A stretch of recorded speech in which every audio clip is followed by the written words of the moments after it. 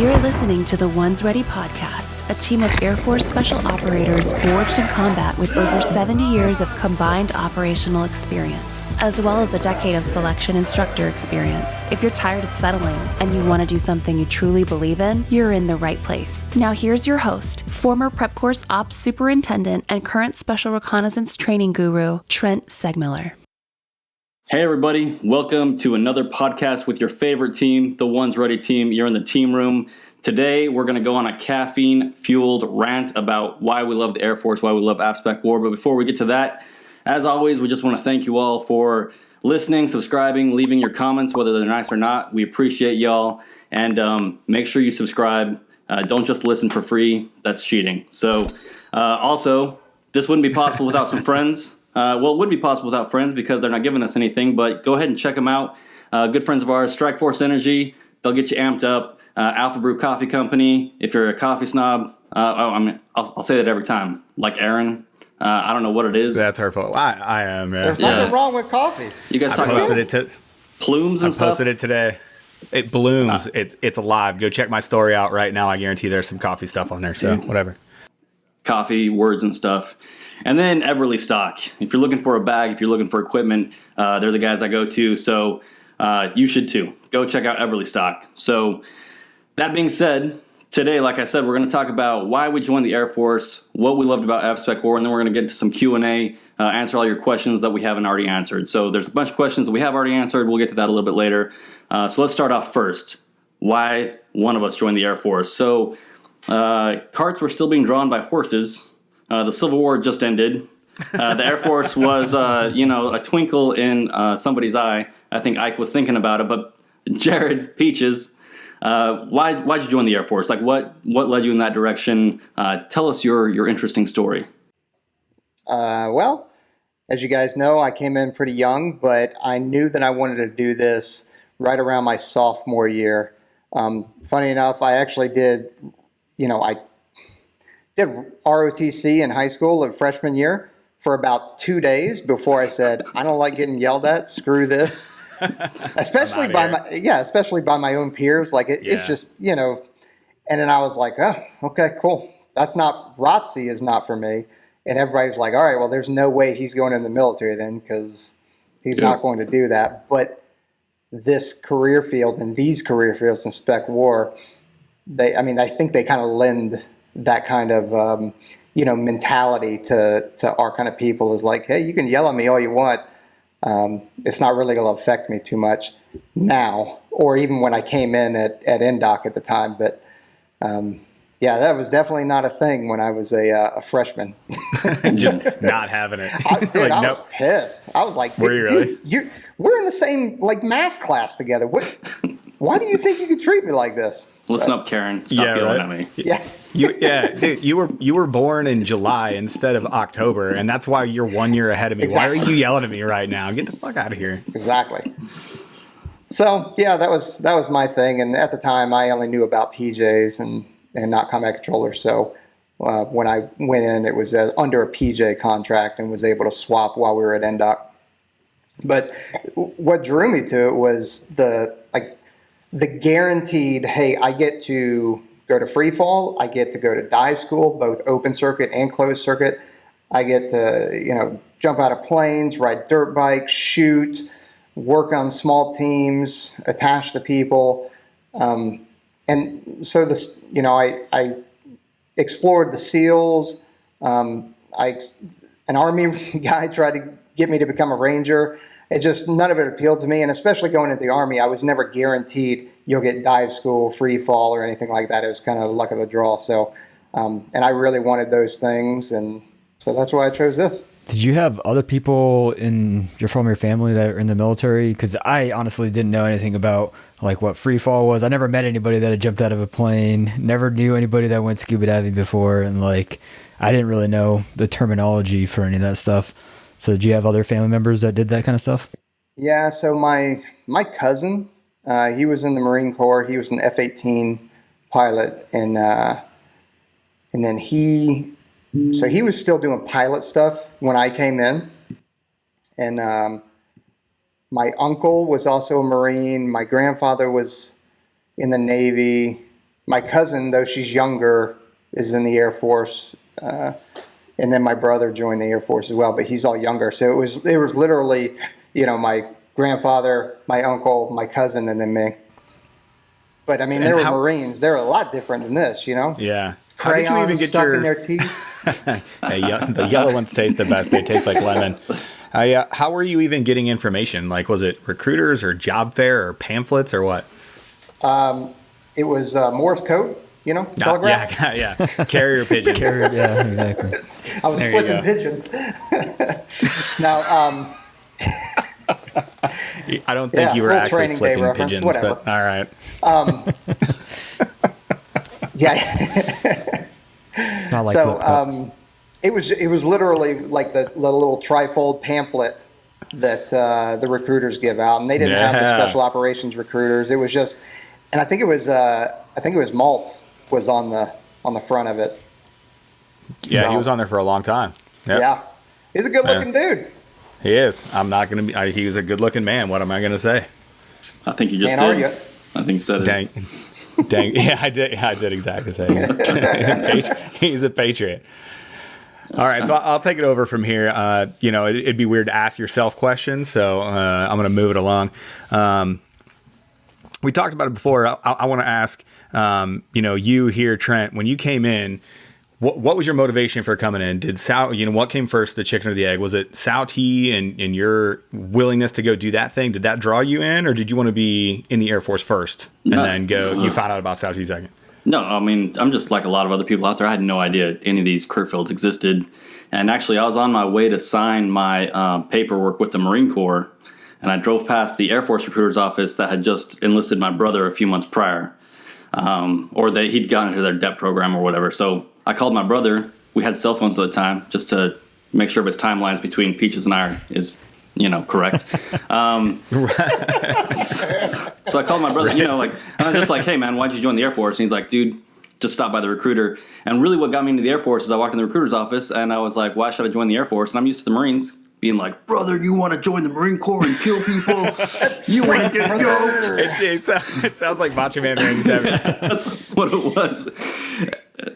But I walked into the Air Force recruiter's office and he had his feet kicked up on the desk. And I'll never forget, I looked over at Tech Sergeant Pugh, who barely noticed me walk in the door. And I was like, why should I join the Air Force? I had to get his attention.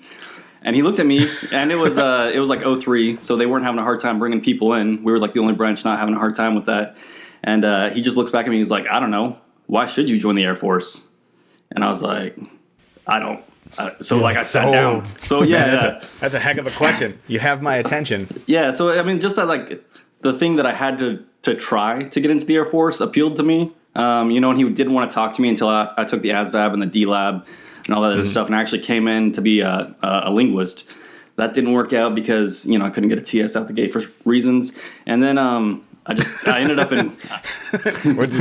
We're going to fix that in post-editing. We're just going to fly right by it. Look, that's going to be a thing we're not even going to worry about. It'll be like the earlier misstep on the language. We're just going to go ahead and cut it out. We're going to move on. We're going to thank Nikki, and we're going to call this one good. It's all on the record now, so it's okay. Fantastic. But, they gave me 5 options. One of them was weather. I joined weather. Halfway through tech school, I wanted to, beat my brain against the wall just because I wanted to do more. And these idiots came by with gray berets and said, you want to jump out of planes and get shot at? And I was like, yes, please. But absolutely. Up until that moment, I had no idea it existed. And I had no idea what I was getting myself into. Oh, really? Yep.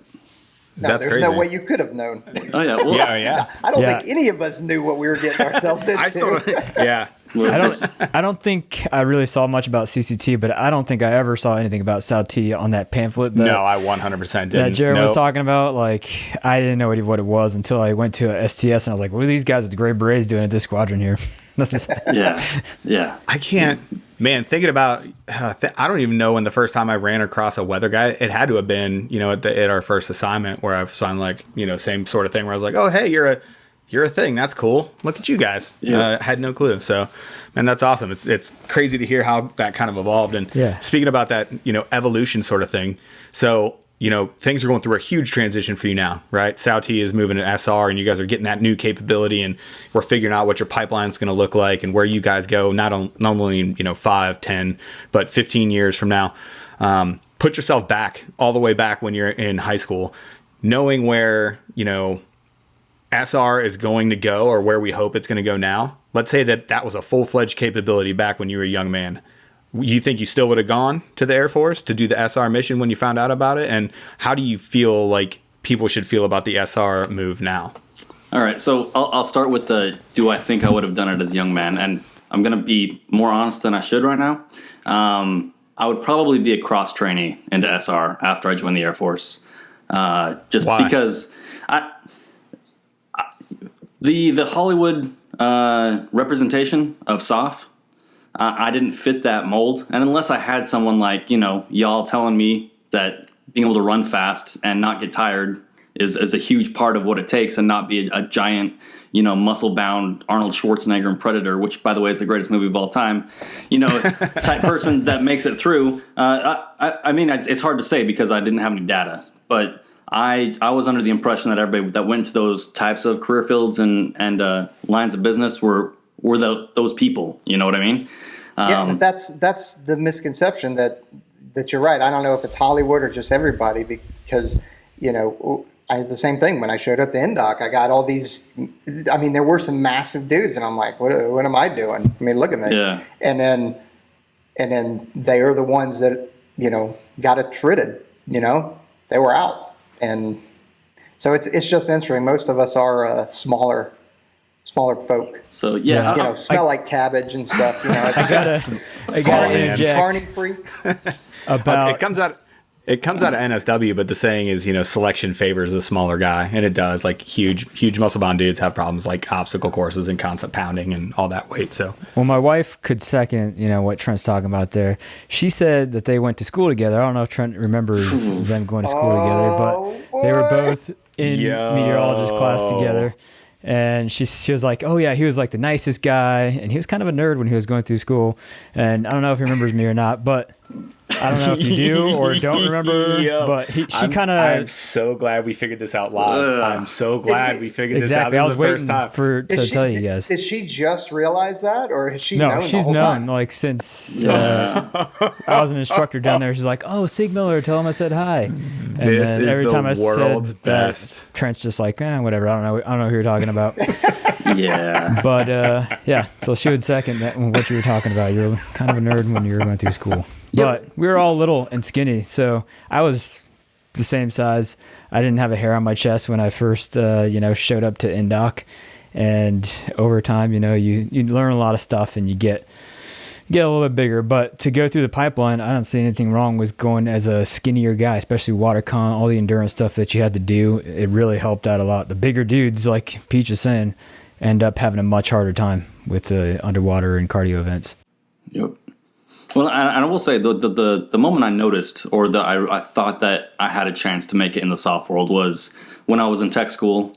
I was a little bit in BMT, but in tech school when we were all running and doing everything else that we're doing, I had a desire to push, physically a little bit further and to do a little bit more. And so when the opportunity presented itself, I'm not saying that I was the studliest of all studs out there or whatever, or I really gravitated towards the physical side of the military, and being conventional weather in tech school was not fulfilling all of those desires for me. It's a very nice way to say it. Good job. Yeah, but if I was looking at it now with SR, with the way it's coming down, it's I mean, I think that appeals to almost everybody. For all the information we're putting out there. Like I said, I almost became a Marine, so I had aspirations to go and do certain things in the Marine Corps and see if I could do stuff on that side of the house. So I don't think as a young person... Were you going to try to go recon for the Marines, or were you going to try to go 031? Like, what were you going to try to do? I was probably just going to be infantry in the beginning and then see what happened. Okay. I'm not a big planner. I don't know if you guys have noticed that. So I'm like a life is going to work itself out type of guy. I just find it really interesting that you would do it over again. You'd be a cross trainee, just because that's kind of counterintuitive to what at least I've said to people of because Yeah, because we do get a lot of questions about people that are saying, hey, I want to come in and do this, and then I'll cross-train and we've said it before, so much life can happen. There's limited slots. You're getting older. So there's issues. So that's just interesting to me. I think I'm taking my experiences from back then and superimposing them over right now without addition of the developers out there, the special operations recruiters, people like One's Ready, giving you all the data you need to actually make a decision. Whereas back then I had no data. And so if I'd heard about the career field with no data, I would have just assumed it's probably not going to be my thing. Yeah, makes sense. All right. That's probably enough about Trent Segmiller. I don't want to delve into any other Nikki's memories and be embarrassed some more. So, but Brian, like you came from, Brian, outskirts of Phoenix. Like you said, you didn't know anything. So what did you hear and what led you to be a PJ, to join and to give you the confidence to think that you could do it? Well, I don't know if I ever had the full confidence. Honestly, there's a kind of turning point in my life when I graduated from high school and I was not doing anything in college. I've kind of said that before. And I got the opportunity to work for an insurance company that was in like downtown Phoenix in a high-rise building on like the 100th floor or whatever on 7th Street. Downtown, I'd have to like drive 30 minutes and go into this bridge into the heart of Phoenix and work for these guys. So there was like 100 people at the first interview and I made it past that one, 10 people at the next one. And then they sat me down in a room and they're like, hey, we like the way that you talk to people and we think that you would be really good in our company. And we have people that are making whatever, 6 figures and that kind of stuff. We want you to be a part of our company if you want to. We just want to know if you want to take the job. And I sat there and I remember like I took a minute and I was just like, I don't want to do this job. And dang, that's not a good interview strategy, Brian. Yeah. I'd say, I know. I don't think you're going to get it if that's the answer. If you say no, like it's a bold move. That's not a good answer to that question. Man, this guy plays hardball. Man, this guy plays. You know what, guys? Right. Yeah, all right. Retainer. No, I just in the back of my head, hunting reference. I'm in. I envisioned myself driving around in a car, going like trying to sell people friggin' insurance or talking to people on the phone all day, sitting in this building. And I was just like, this is not what I'm going to do with my life. This is not me. And I can't be happy with this because I was already upset with just being in college. And I kind of, didn't really pay much attention to it and didn't focus. So I was like, all right, let's join the military. My uncle, he was an infantry guy in the Army and he's a major reservist. He's like, well, if you're going to join anything, just join the Air Force. But I still went to all the other recruiters and I was talking to the Army about, they wanted me to do infantry. They wanted me to do tank squadron or something. And then I was like, well, what about Rangers? He's like, no, just go infantry first and then you can worry about Rangers later on. So I was like, all right, well, I don't want to talk to you. I love that old chestnut. Listen, just go in to do any other job. It's going to sort itself out once you get to basic. It's going to be great. So just Can put we just infantry get you down. in the door? Let's just get you in the door. Let's just get you there. Don't think too hard. Let's go. Can you sign it? When was your last desk pop? Yeah, it was exactly like that. And I was like, all right, I don't like this. Let's go to the Navy dudes. And they're like, well, you might be on a ship even if you do become whatever. I don't even know what job. I don't think I was even looking into SEALs at that point. And then I went to the Air Force and he was kind of the same way that Trent was saying. He's like, well, we got all these jobs open right here. So pick whichever one you want. And I was like, well, what is this airborne linguist thing? And he's like, well, you get to fly around and you learn a different language. I'm like, okay, well, that sounds cool. I wouldn't mind learning another language.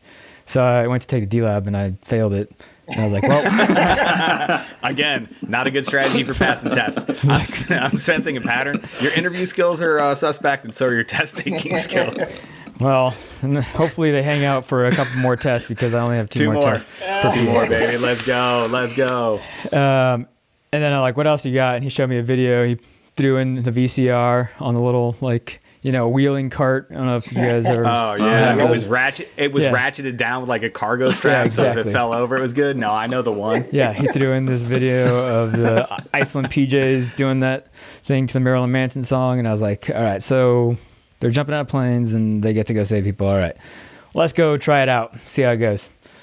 And I was honestly thinking, it can't be as hard as SEALs. It can't be as hard as Green Berets and that kind of stuff. So I'll probably have a good chance of making it, but I'm going to train my butt off anyway. Here we go. So I ended up just, training and shipping and going for pararescue that way. I didn't know anything else about it other than, the objective was to go save people. And then I didn't know about the paramedic. I didn't know about the dive school, the closed circuit, the halo, the shooting, because I had never shot a gun before. I'd never jumped out of a plane or known anybody that had jumped out of a plane. Oh, I had never known anybody that went diving before. Like, nobody in my family did any of those things. We went hiking every once in a while. That's about it. You are exactly, so I have a story that's exactly like there I am. I'm at NDOC. We're past Hell Week, so we're at like we're on week like, I don't know, 6 or 7, right? Of the time that I graduated. I had a younger guy come across the hallway and knock on my door. He's like, "Hey, Sergeant Love, I got a question for you." I'm like, "What's up, man?" He's like, "What is this whole pararescue thing about? This seems really intense." And I was like, "What do you mean?" He got in to be a mechanic. His recruiter's like, "Hey, so you want to be a mechanic?" And the guy was like, his name was Dustin. He was like, "I mean, yeah, man, I guess I'll do that. Like, that's cool. I want to be able to have a skill afterwards." And he was like, so Dustin was a cross country athlete. So he's a really good runner. He's a really good swimmer. He's like, "Hey, if you can run and swim and pass this test, you can try this PJ thing." Dustin's like, "Okay, cool." Completely blind. No idea. Not a single idea about the military in general, pararescue specifically, nothing. People were, he'd never shot a gun, never known anything. And he literally came over to me at NDOC like 6 weeks. He was like, "This whole thing seems pretty intense, man." And I was like, I'm like, "You're telling," I was shocked. I was like, "You came in here." I was like, "People train for years, 4, 5, 10 years to come to get this shot. And you just came in off the street blind and now you're somehow successful and you want to start wrapping your head around it?" And he was like, "Yeah, that's about it." He turned out to be one of the best PJs. Like, he is now out on the Cali team, but he's awesome. I supervised him when he got to the first assignment, and then he's out in Cali now. But same sort of thing, same story as you. "Hey, what's this? This sounds cool. Okay, let's just go try it." Well, I still trained my butt off. I mean, it wasn't like... No, I'm not saying it's happenstance. I'm just saying, like, I didn't just go in, insane. Flip up my skateboard like, "Hey, is there another extra seat on the bus here?" But that's part of the whole reason why I think this is important to do, is because no one should have to really walk in blind. Like, you should know about the course. Luckily, it worked out for me. But there are a lot of guys that, when I was an instructor, didn't work out so hot because they were in the same boat. We always had that one dude, like, the first day when I was an instructor at NDOC. We'd brief them. We tell them about stuff like, "All right, if you're not here to join pararescue, if you're not into, like, riding around helicopters, jumping out of planes, any of that stuff, you can quit now and we'll sign your paperwork." And there'd always be one dude that was just like, I didn't know that it was going to be get me out of here. Any of this stuff. It sounds like it's going to be hard. Can I... like, okay. Hey, I'm straight up not having a good time. Is it okay if I just bounce? I'll see myself out. It's a voluntary career field all the way through. That's true. So that's kind of my story and how I went into the Air Force. Just kind of blind a little bit, but ended up working out. Awesome. Well, we're happy to have you, Brian. Great PJ. Indeed. Great PA to be. Candidate. Yeah, great student. Candidate. He's a great student. All right, Aaron. You're next, buddy. You've been giving it all that, and, get a little too big for your britches, and we'll cut you down a little bit, get you to my height. Perfect. So it's going to be a lot of cutting. But so, did you always know you wanted to be in the military? Nah, man, I addressed it on the other video, but I came from a military family. Both my grandparents and my dad, Navy, Army. So grandparents both in the Navy, and then my dad was in the Army. But it was never a thing. My dad was a fireman. We lived in Northeast Ohio, so had no clue. Honestly, I had I was going to go to college, and at the time, I think I wanted to be a journalist or something. Like, your 15-year-old job and your 25-year-old job and your 35-year-old job. It's always funny to compare those three things, because you're like, boy, I was stupid at all three phases. But I think I wanted to be a journalist. I went to, my undergraduate classes were basically in nothing. I think it was like, political science and sociology or something stupid. So I was just taking prereqs at Ohio State and, wasted a couple years, worked in some bars, and then September 11th happened. And I was like, hey, man, this is a thing. I'd like to go do this thing. And that was it. There was no intention before I always thought it was fine. I was like, hey, that's always a good option. It's out there, but I never seriously considered it really before September 11th. So you never really considered any other branch either, or? Story exactly like Trent's. I talked to my dad first, of course, because you always talk to, people, whatever. I remember this one specific part of the highway too. We were driving back to where I was living in Akron. It's a suburb of Barberton where I lived and grew up. But I was just like, hey man, I think I'm going to have to go do this thing. And he was just like, yep, I get that. He was like, do me a favor. And because he asked me, he's like, what do you want to do? I was like, I definitely want to go something special forces. I don't want to do something, a line infantry. I'd like to, be a ranger. Or at the time I was looking at force recon actually, because I had a swim coach that was a first force recon guy. And he had told stories. I was like, hey, that's something I want to be involved in. I said, I'd like to go force recon. He was like, do me a favor, just go talk to the Air Force first. Talk to the Air Force Special Operations guys and look into PJ. So I went in and literally read the same pamphlet, that same trifold, except it had Chief RT, old Ron Thompson on it, looking real good. Wow. Had a pair of the big dust goggles and those big helmets that they first issued in the desert camo. And he was like talking on a radio or something. But yeah, he was like, here you go. And then a week later I was in DEP, and then 2 months later I was gone, and that was it. Didn't work out so well, at least not in the short term, but that was pretty much it. So little back and forth in here, and I never even talked to the Army or whatever. Went to the Air Force, and that was pretty much it. But I imagine with your brothers, because you've got a family full of military, that they probably influenced you quite a bit.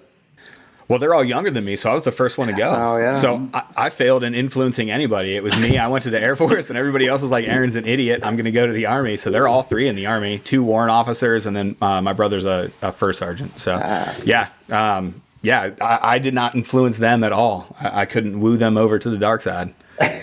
That's crazy. So you're not a great recruiter then? I'm not. I'm a terrible recruiter. I do a bad job of selling it, no matter how many times they see like the good stuff. And it's funny because my youngest brother and I live together here where we're stationed now. Oh, really? So that's awesome. Yeah. So the orders just happen to work out at the same time. Wow, so, we're in the same spot. Yeah. So anyway, there you go. How I got in and where we are now. Do you still keep a journal at least, since you were interested in journalism? I actually do still keep a journal. It's been one of those things. That's not what journalism is, I feel like.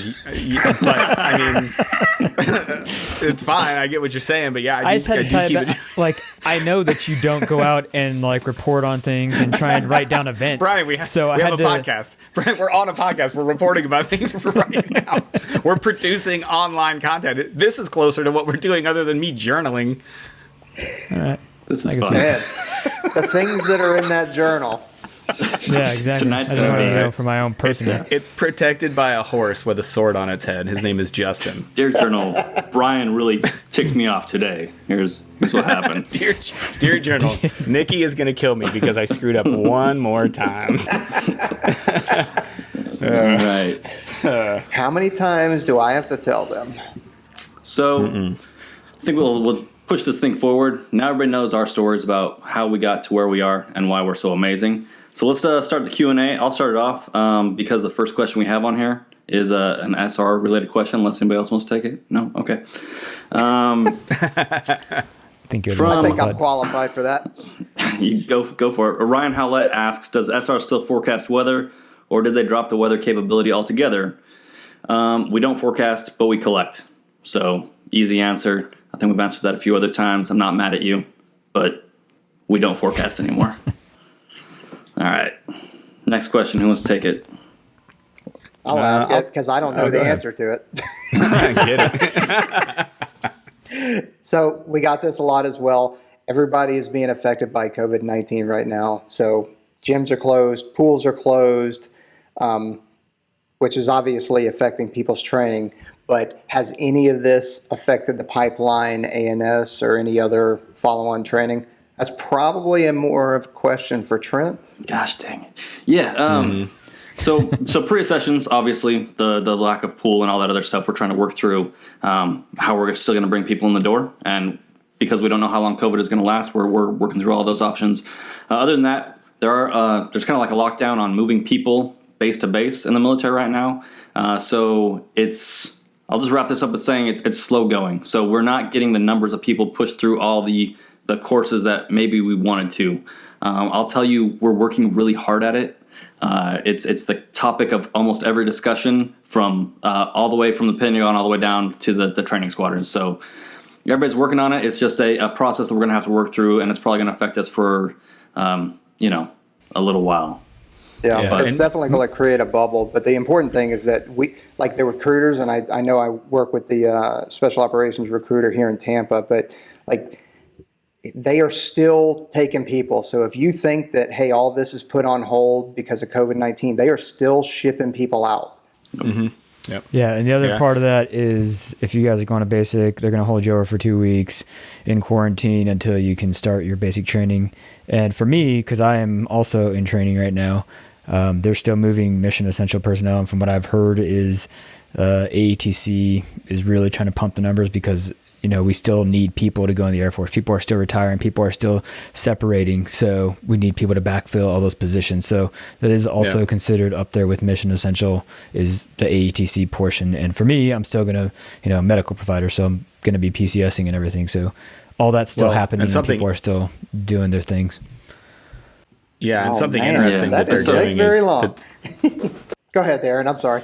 Oh, sorry. Yeah, just something interesting that they're doing is if you don't come from a high-risk state, then the entity is allowed to say how long you have to quarantine. So sometimes it's 3 days, sometimes it's 2 weeks, sometimes it's 4 days, sometimes it's a medical evaluation. So the National Institute of Health has a good website where you can figure out what that travel looks like, but they're trying to work that mission essential tag into getting pipeline training done, still doing ANSs, still doing those other schools. So yeah, they're working through it. It's evolving. And our training is mission essential. And also, I would just say, if you make it in right now, and just don't use it as an excuse with all the changes to give yourself a way out.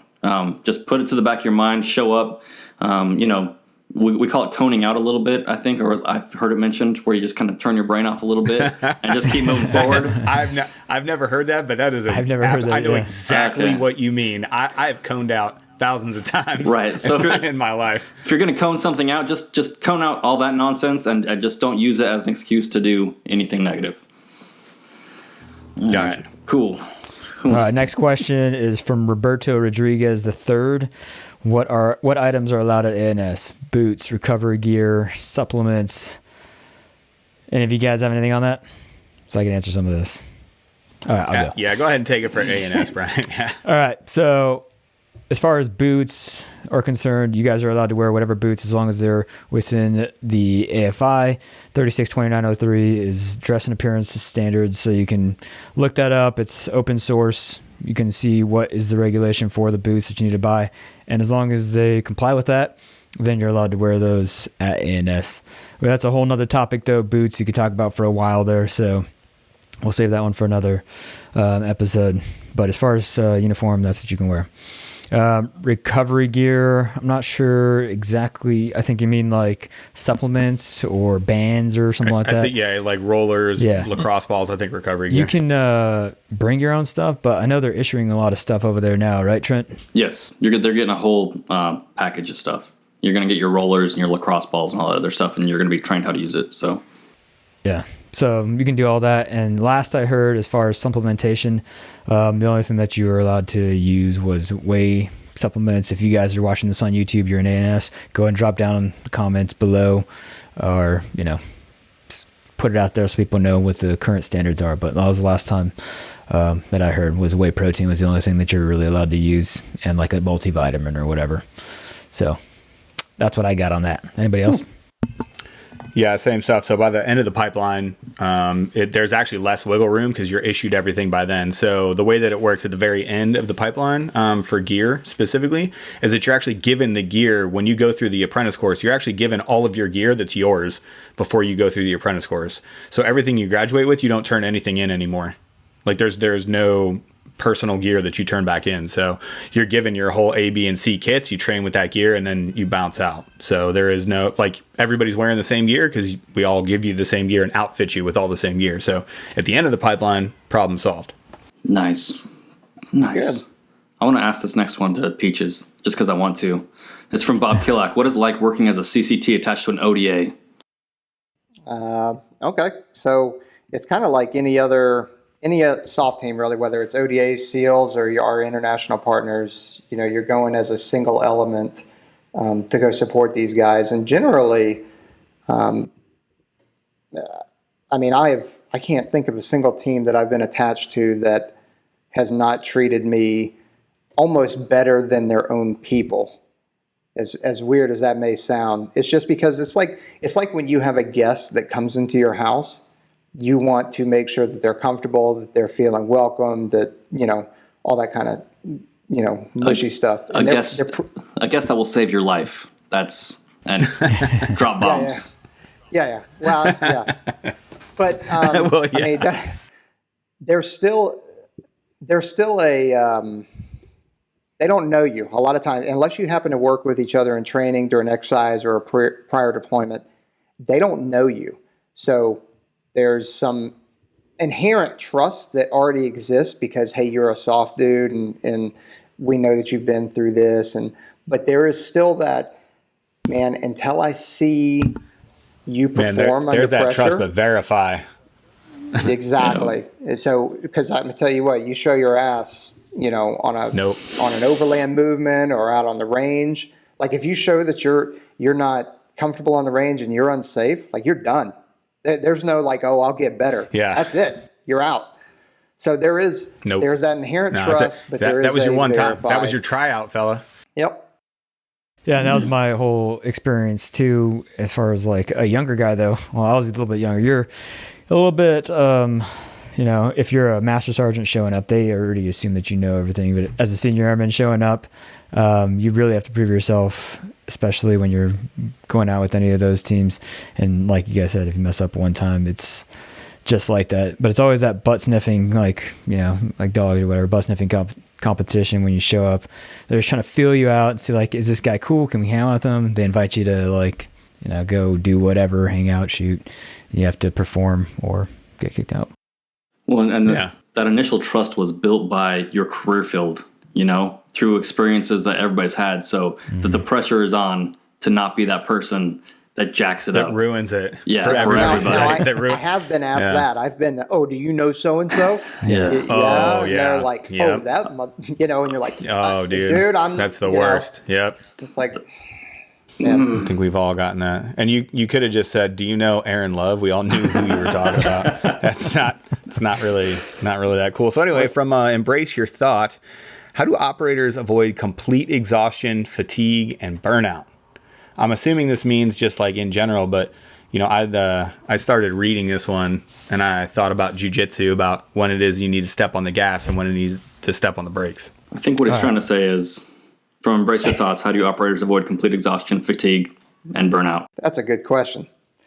Okay, so I'll answer it since I'm already talking and the camera's probably on me already. But so we do it by a good commander, a good senior enlisted, a good troop commander, a good troop chief. Try and manage the amount of time that guys are away and that they're jobbing. If we know a guy had a really hot deployment, we're going to kind of take him back and just not coddle him or anything like that, but just keep an extra eye on him, that kind of stuff. But then after you've been on team for a couple of years, you go do an instructor gig for, 4 years now is generally what the instructor, 3 years? Mm-hmm. So you go 3 years, be an instructor, you get a lot of home time, got a lot of time to heal, both physically and mentally, and work on your family and education if you guys want to. And then you can come back to team and start crushing it, and then you could go be an instructor or go kind of do a staff job or something like that again, just to stay in the game longer, if you will, because you will get adrenal fatigue. We just constantly pumping adrenaline in here. You do run that risk of having adrenal fatigue when you've been doing this since the Civil War. Yeah, I know. For me, after my first rotation, they handpicked the location I was going to go for my second rotation because of the way that the first one had gone. So we do a pretty good job of taking care of each other and making sure that we're not burning guys too hard. Yeah, for sure. And sorry that I cut out there. This quarantine, huh? Man, this Zoom kind of wacky. Yeah, I was going to say, same. I'm going to ask this next one because I know it's not me. This is from Sergeant the Yet irony Again. that it cut out again Who because of we were us- laughing about the Corona joke. Who's the coolest on this podcast? Because it sure as hell ain't me. It's Brian. No, definitely not me. I think it's Aaron. I mean, he's the one that Brian. is up to date on all the kid talk and stuff. Things all the kids say. So I it's take definitely not personal me. offense for that. I have never felt so personally attacked. in I my had whole to life. I had to say it exactly like that just so you guys didn't think I was the coolest one. All right, so I know next it's not one. me because I've got way too many knife hands. That's pretty Hello, cool. fellow cool teenager friends. How are you doing?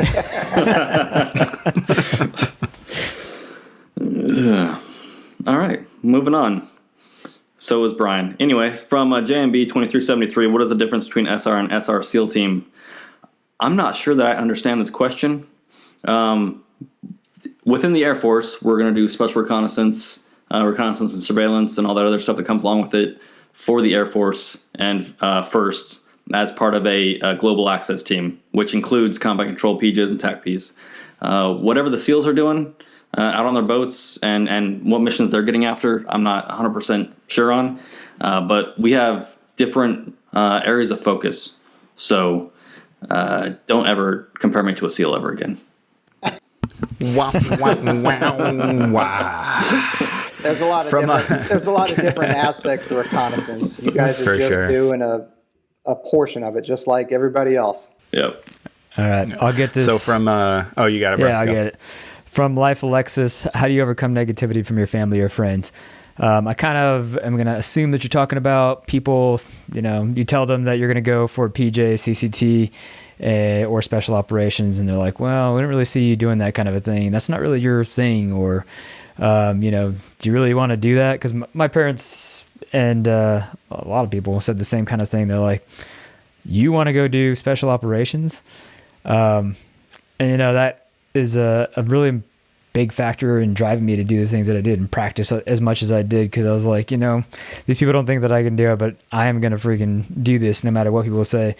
So maybe it was a little bit out of, just hatred for whatever they're saying and like anger towards their negativity that drove me a little bit there.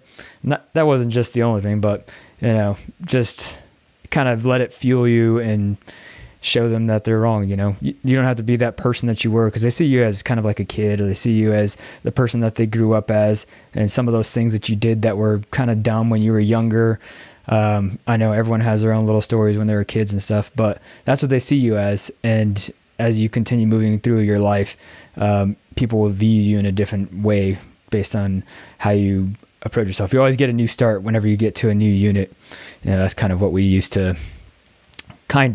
used to say. Obviously, some of your reputation still follows you, but they see the person that you are when you show up, and they'll know that you're there to work or you're there to slack off. So once you get to basic training or selection, you're that new person that you want to be. You're carrying the lessons that you've learned as a kid and everything, but you're that new person and you are driven or confident or however you want to change yourself. You always have a chance to continue improving. So that's what I'd say. And you guys? Yeah, I would say if anybody brings some negativity like that towards you, it's probably their negativity is their problem, and it's their feelings of inadequacy or fear or whatever that they're throwing out there, and it's not your problem. So don't take it personal. You don't have to hate your friends just because they say something like that. And they always use that tone. I love the way you said that, Brian. Like, I don't, you like really, yeah.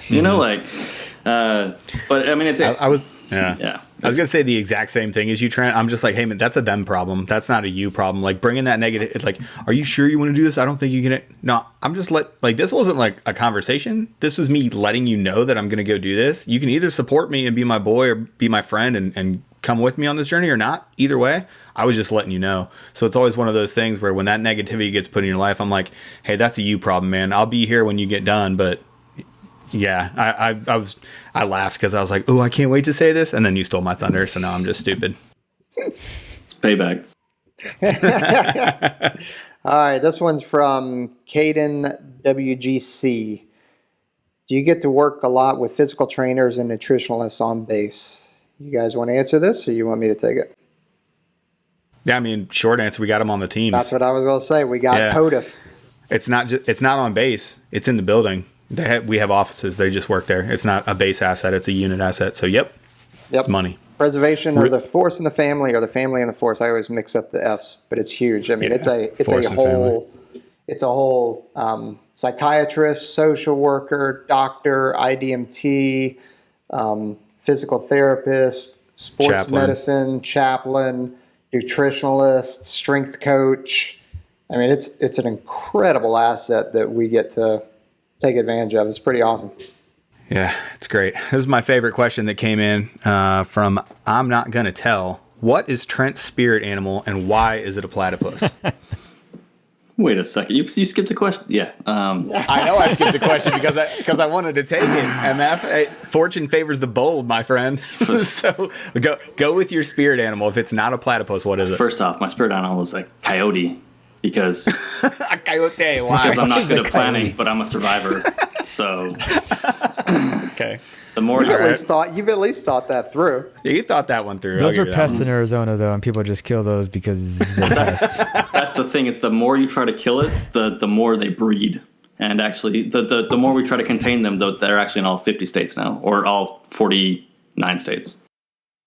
Except Hawaii. I was going to say it'd be a tough one for them to get to Hawaii. You know? Yeah, I don't know.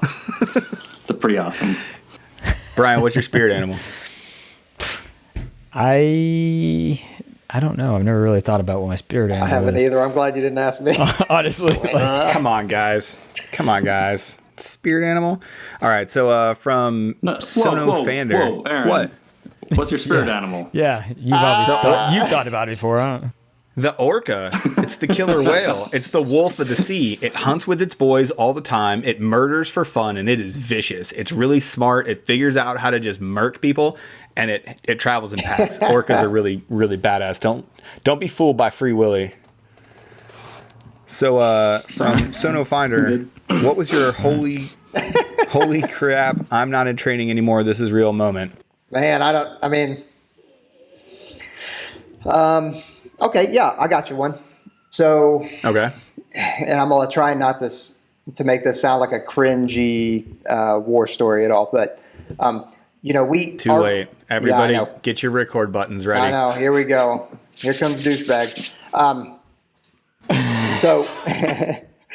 So we've got we have range time, right? It can be 2 hours, 4 hours, whatever, and that's either out shooting. Maybe that's working with aircraft, calling in close air support, but it's generally a 2 to 4 hour block, and that's it, because you got to get off the range and the air and training, and you got to let other people get on, right? So being used to that, and then getting in a firefight that lasts around 36-ish hours, you, like, after the first 4 or 5 hours, you're like, holy cow, man. All right, well, this was fun. And you're like, oh yeah, that's right. I'm still in it. Oh yeah. So a lot of training scars that I removed immediately. Yeah. This is not my story. I mean, I was involved, but I will recant it. So last time I was in Afghanistan, we got a call. It was really close to us assuming alert. So we assumed alert, and then right away we had to go on something. Worst possible scenario, we were riding in helicopters. The valley was above the helicopter. I don't know if you can. People above a helicopter is a bad thing for a helicopter. Nobody should be around, like, above the big choppy thing, because you could throw a rock and take a helicopter down at that point. So no kidding, in a valley, we had to hoist some guys in, take somebody out, and then leave the valley. It was very intense. The very first thing that my young team member on the bird said to me was like, holy cow, man, I thought this was training for a second, and as we were going around and picking everybody up and leaving, I realized that it was real world, and it threw me for a loop. And I was like, yeah, man, it's wild, huh? Like, that guy ended up going on to a different unit, a very highly specialized unit, and he's doing great things, but I'll always remember that because he pulled me aside literally to tell me, it starts with a J, so what's up, Jay? But he was like, hey, man, that was really wild. I thought that was training until the very end. And I was like, okay, cool, because I was terrified the entire time. All right, so let's go with Dean Pennell. Has SR Apprentice Course been moved from Keesler to Pope along with CCT? I'm going to try to not sound like a jerk right now. The apprentice courses for both of them have always been at Pope. So, yes. That's why I left it. That's why I specifically left it in there because I was like, this is going to be a softball. We're going to be able to end on this one. I think I failed at my trying to be nice right there. No. You're good. Yeah, it's always been there. Whatever. We skipped one that I think is good to hit at least while we're here, and it's real than brandy. Realer than Brady. Yeah, is that what it is? Brady? Yeah, Brady. What are the best exercises to replace pool work while we are all stuck in quarantine?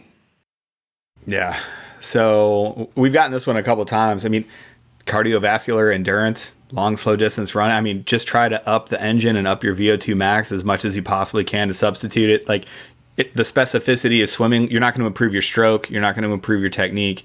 You're not going to improve your efficiency in the water, but you can improve that overall basal metabolism at a high rate to increase your VO2 max. So sprints, mix in some long distance running and some straight up endurance. I think that'd probably be the best one that I can advise, I guess.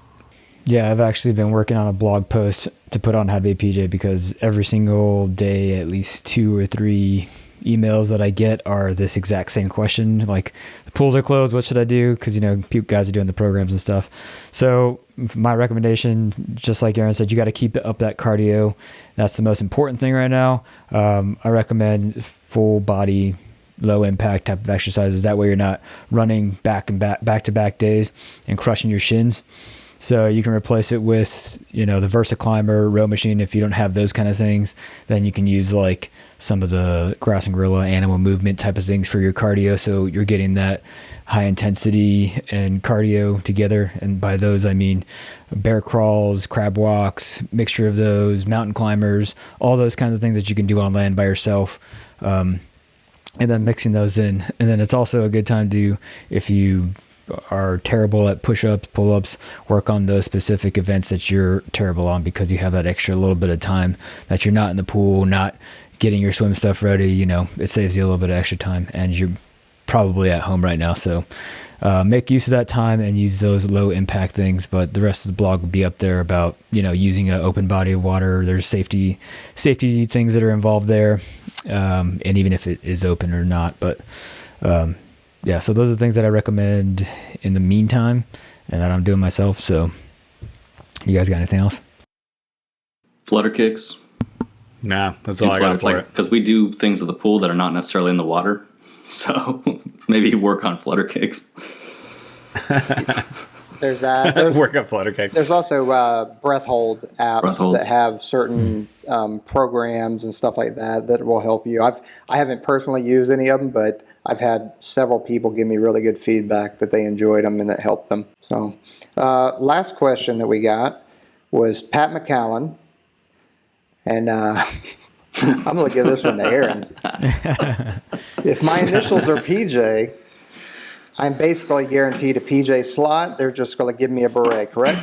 I think that's how it works, actually. That's 100% true. The easiest way to do this is just sign up for ANS, get everything together, and then the first day that you show up to ANS, that's when you collect good. That's where you get your beret issued. So just make it known that you already deserve a beret. You don't need to do the whole ANS thing, and just tell the instructors basically right when you report on that first day, we'll clean everything right up for you. Should work out. You should also get the green feet and lightning bolt tattoo too, and just show them immediately. Yeah. Maybe a big chest piece. Really just establish dominance. Just have a huge AFSPECWAR tattoo on your chest of the entire thing.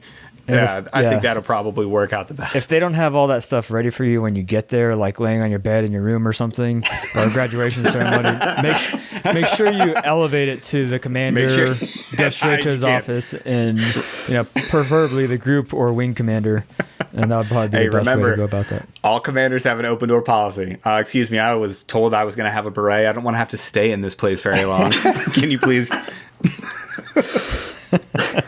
right. I think that's a good place to end right there. So thank you, Pat McCallan, for those lines. All right. So, starting from the beginning, we went over just some of the different experiences, you can see that it widely varies, all of our experiences. Some of us have military experience. Some of us didn't have people with military experience. And some of us knew what they were getting into. Some of us didn't know at all what we were getting into. Some of us had to try a couple times to get into it. You know, things happen. And here we are, full circle. We're all here in the team room talking about our experiences in life. And I think the most important thing about what we talked about today is that we all have our own unique experiences to bring to the team. And with those experiences, we all become, you know, a better team because we have all these people that have different perspectives and life experiences, honestly. So whether or not we came in with, one intention or the other, or had the correct amount of knowledge coming in, I think overall what matters the most is our commitment to the mission. And that's why we signed up in the first place, is we want to go out there, we want to be with like-minded people, and we want to go execute the mission. So hopefully you guys, we answered your questions. We tried our best to the fullest extent to answer all these questions. If you guys have more, you can always reach out to us like always over on the IG. Drop your comments down on the YouTube. If you have other questions, we'll always go on there and answer you guys. So we appreciate you guys watching, listening, and commenting. Again, if you guys have anything for us, you can always reach out, and make sure you go check out the YouTube as well as the podcast. Like, subscribe, and leave us a comment if you're enjoying the show. All right. We appreciate it. We'll see you guys on the next episode. Later. Train hard.